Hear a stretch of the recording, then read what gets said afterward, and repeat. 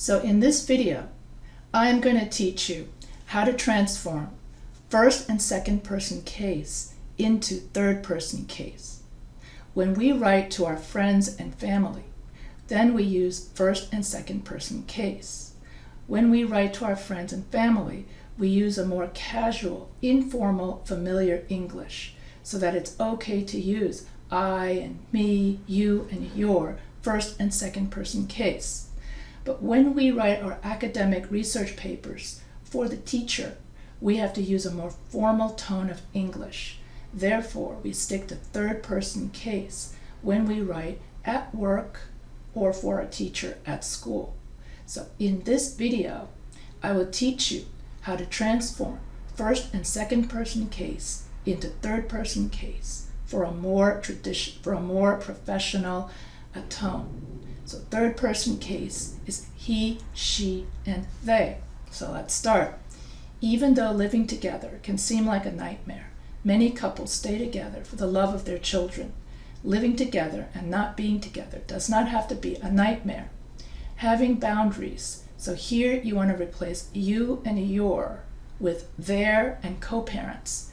So if co-parents keep boundaries with each other and their children, then co-parents can have respect for each other and have love for each other. And then you can write then your thesis statement would be 3 tips in order to make a co-parenting situation better are, and then tip 1, tip 2, tip 3, raising children in love, respect, and honor, that sort of thing. So here she needs a better thesis statement, and so her thesis would be 3 tips to better co-parenting is to have boundaries, teach children respect, and love. Boundaries, respect, and love. Those are the 3 tips you need to have in order to have good co-parenting. So here you have a thesis statement as 1 sentence. Okay, so your thesis needs to be 1 declarative sentence at the end of your first paragraph. So the first tip to co-parenting are boundaries. So here you have matching body paragraph with the thesis statement. So that way you have essay coherence. So here you want to replace you and your with people. So the first tip to co-parenting are boundaries. Boundaries. Co-parents never realize that boundaries are there until co-parents cross them. So here you can replace you and your with co-parents. With a live-in partner, boundaries can be difficult because co-parents are trying to be parents to their children.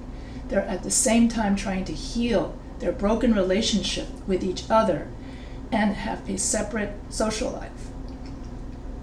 Even if co-parents, and then write out your contractions. So even if co-parents are not in a committed relationship at home, co-parents, so you replace you with co-parents, are still trying to be on the same page with, and you replace your with their. So co-parents are still trying to be on the same page with their child's other parent. A good example is when the parents are trying to have another life outside of the home and the other parent wants to know what's going on. That's a boundary that does not need to be crossed. Where one parent no longer wants to be in a relationship but still wants to benefit from the relationship. This is a fragment of a sentence. So here you need to rewrite this so that it is a complete sentence. It might seem easier for one parent to string the other along because they are in the same household. This is a big boundary that should also not be crossed. The way each parent wants their child to be raised, the other parent might not like the discipline that is being implemented at the moment, and that's when boundaries are important. And so here you want to get rid of our and we. And so boundaries with Co-parenting or boundaries in co-parenting are very important because boundaries influence the way we communicate or play with their children. In other words, when co-parents have boundaries, they have respect.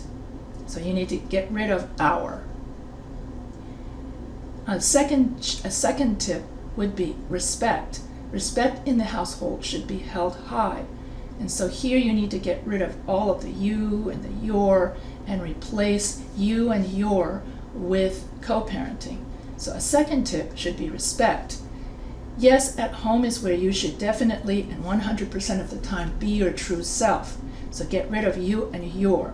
So yes, at home, co-parents should definitely be 100% their true selves. Co-parents should always co-parent with respect. Each co-parent should respect the other parent's privacy and just work together to raise their children. Like boundaries, respect is the other way to keep the peace. Remember, raising good children is the goal here, and having their children listen to them is, so if co-parents argue with each other, then co-parents are becoming negative role models to their children. So raising good children, in order to raise good children, co-parents need to respect each other and behave towards each other with respect. So that is so always when co-parents are together, even if they don't like each other anymore, should still be courteous and considerate with each other. Even if co-parents could not make their relationship work, co-parents need to make it work or make their relationship work for the children. Therefore, respecting the child is very important because their voice, that's T-H-E-I-R, does matter, and the child's voice also needs to be heard.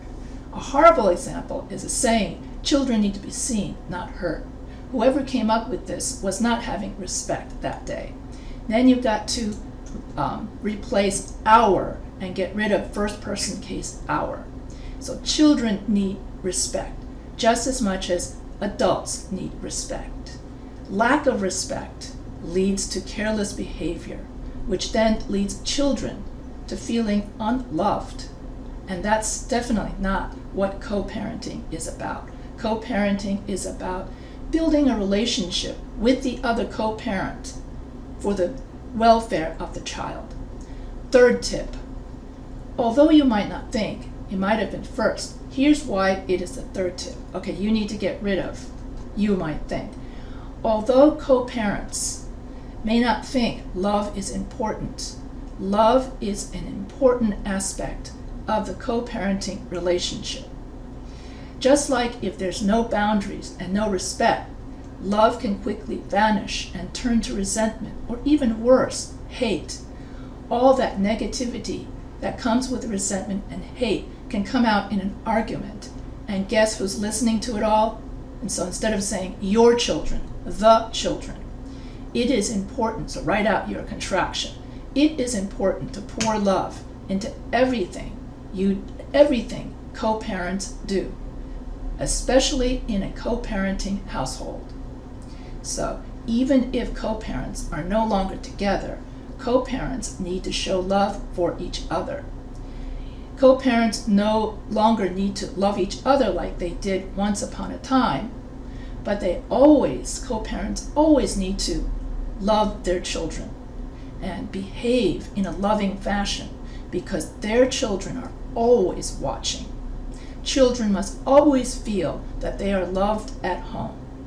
And one example of such loving behavior is to treat each other. In other words, it's not only for co-parents to treat each other with respect, but to also treat children with respect. The way co-parents speak to each other in front of the children is very important. So we want to get rid of you and your and replace you and your with co-parents. Co-parents don't have to say, I love you so much, or in front of the child, but co-parents need to be respectful and thankful because respect and love goes a long way. Most importantly, co-parents need to learn to love the kids together. co-parents can take their kids on dinner dates and movie nights as a family. Nothing makes children feel loved like having both parents around and seeing both parents getting along. Children are the love and the cement that cement the two co-parents together. And so here in this conclusion paragraph, you need to get rid of all of your first and second person case. So for the co-parenting children and so co-parents tend to sacrifice their dreams and happiness for the sake of their children. So for the sake of the children, co-parents need to learn to get along and in order to raise good adults. And in order to raise good adults, co-parenting requires boundaries, respect, and love. And so some of the tips in order to work together, those are some of the tips needed to work together in co-parenting. Co-parenting all want their children to be good people. So why not start being good people to each other and lead by example? Hopefully these tips can help other co-parents. So instead of saying you would say hopefully these tips can help other co-parents in some way, shape, or form to maintain a good co-parenting relationship under one roof. Remember, children see and hear everything. Children deserve all the love. Co-parents, so replace we with children deserve all the love co-parents can give them. So when you replace all of your first person and second person case, you and your and I and me and our and we, with co-parents and their, you then establish a paper with more credibility and you have a more professional tone, and then it's much more formal English. So this is how we write in formal English, is we take out the conversational English first person and second person case, because you have to always take into account audience and occasion. So that was the purpose of our week 3 lecture. And so that means that when we write our papers, we have to write in formal English, third person case. And so I hope that these videos on third person case help students understand how to write in formal English and not in conversational English. So if you have any questions on how to replace your first and second person case into third person case English, feel free to email me.